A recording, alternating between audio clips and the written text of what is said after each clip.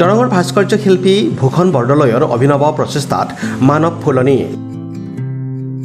দেশ বিদেশতো সম্বৰ্ধিত শিল্পীগৰাকী দৰঙৰ চিপাজাৰ সমষ্টিৰ জয়পুৰ গাঁৱৰ ভাস্কৰ্য শিল্পী ভূষণ বৰদলৈয়ে শিশুকালৰ পৰা একালব্য সাধনেৰে তৈয়াৰ কৰি গৈছে এটাৰ পিছত আন এটাকৈ কংক্ৰিটৰ প্ৰতিমূৰ্তি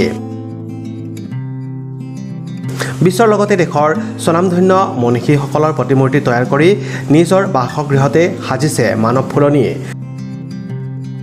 তেওঁৰ এই মানৱ ফুলনিলৈ জিলাখনৰ বিভিন্ন শিক্ষানুষ্ঠানৰ শিক্ষাৰ্থীসকলে ক্ষেত্ৰভিত্তিক অধ্যয়নৰ বাবে শিক্ষকসকলে লৈ অহা পৰিলক্ষিত হয় শিল্পীগৰাকীৰ এনে অনবদ্য সৃষ্টিৰ বাবে নেপালৰ ৰজাৰ পৰাও 2008 চনত লাভ কৰিছিল জীৱনজোৰা সাধনাৰ বঁটা আৰু মন্ত্ৰ আৰু মানুহ নামৰ গ্ৰন্থখনৰ বাবে 2006 চনত দিল্লীত আম্বেদকাৰ ফেলোশ্বিপ বঁটা লাভ কৰে শিল্পীজনে ভাস্কৰ্য শিল্পীৰ লগতে তেওঁ এগৰাকী অৱসৰী কৃতি শিক্ষক অভিনেতা নাট্যকাৰ নাট পৰিচালক জ্যোতিষীৰ লগতে ভ্ৰাম্যমান সৰ্পবৈদ্য নমস্কাৰ মই ভূষণ বৰদলৈ এজন সাধাৰণ মানুহ সৰুৰে পৰাই মাটিৰ প্ৰতিমা সাজি শিকি আহিছোঁ প্ৰাইমাৰী লেভেলৰ পৰাই মই সৰু সুৰা প্ৰতিমা বনাইছোঁ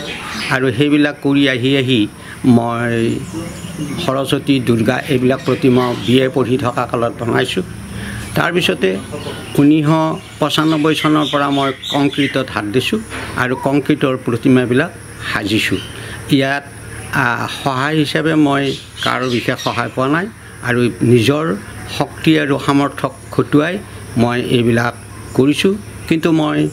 গুৱাহাটীৰ অসম মিউজিয়ামৰ যিটো শৈল ভাস্কৰ্যৰ গেলাৰী তাত মই বহুত দিন বহিছোঁ আৰু সেইবিলাক আয়ত্ত কৰিবলৈ চেষ্টা কৰিছোঁ আৰু এতিয়া অসমৰ বুকুত এখনি মানৱ ফুলনি সাজি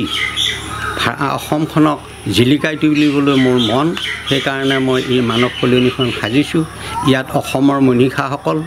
ভাৰতবৰ্ষৰ মনীষাসকল আৰু পৃথিৱীৰ শ্ৰেষ্ঠতম মানুহখিনিৰ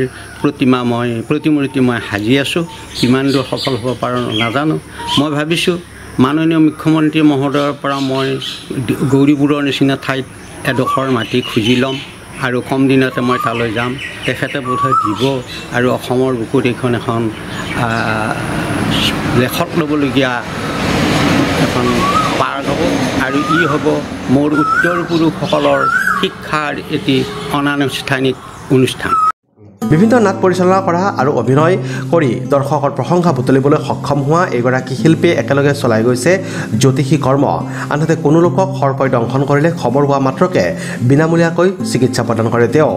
বিভিন্ন অনুষ্ঠান প্ৰতিষ্ঠানে বিচাৰিলে এগৰাকী ভাস্কৰ্য শিল্পীয়ে দান দিয়ে আবক্ষ প্ৰতিমূৰ্তি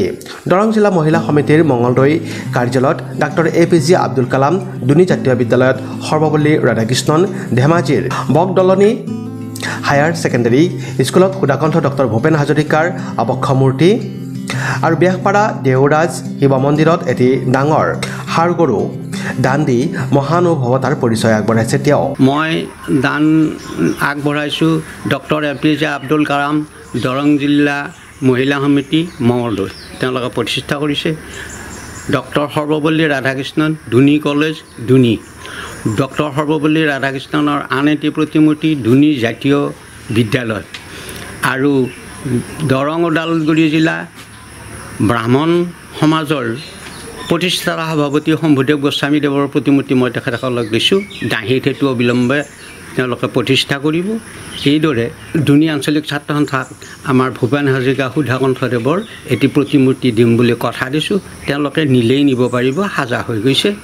কেতিয়া নিয়ে সেইটো তেওঁলোকৰ কথা নেপালৰ ৰজাৰ দ্বাৰা আপুনি জীৱনজোৰা সাধনা মই নেপালৰ ৰজাৰ পৰা জীৱনজোৰা সাধনা বঁটা পাইছোঁ তেখেতে এইবিলাক চাই তেখেতৰ প্ৰতিনিধিৰ জৰিয়তে তাত হোৱা ডাঙৰ সভা এখনত মোক সেই সম্বৰ্ধনা আগবঢ়াইছে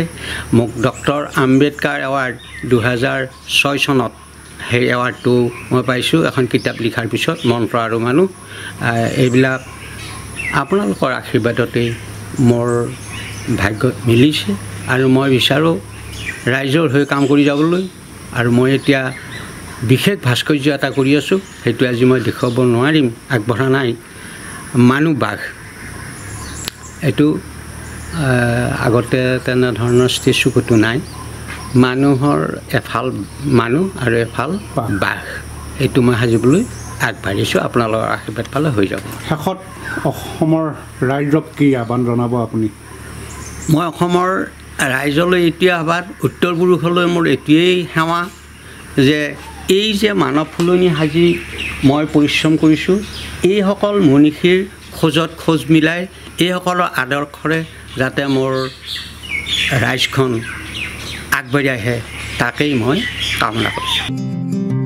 এইবেলি সদৌ দৰং জিলা ছাত্ৰ সন্থাই ডিপিলাত আয়োজন কৰা ৰঙালী বিহু আৰু জনগোষ্ঠীয় সাংস্কৃতিক সমাৰোহত সম্বৰ্ধনা জনাই এইগৰাকী শিল্পীক সদৌ অসম ছাত্ৰ সন্থাৰ মুখ্য উপদেষ্টা ডক্টৰ সমুজ্জ্বল ভট্টাচাৰ্যৰ উপস্থিতিত এই সন্মান গ্ৰহণ কৰে শিল্পীগৰাকীয়ে। দুনিৰ পৰা সুনীল চহৰীয়া ৰিপৰ্ট, নিউজ এক্সপ্ৰেছ অসম।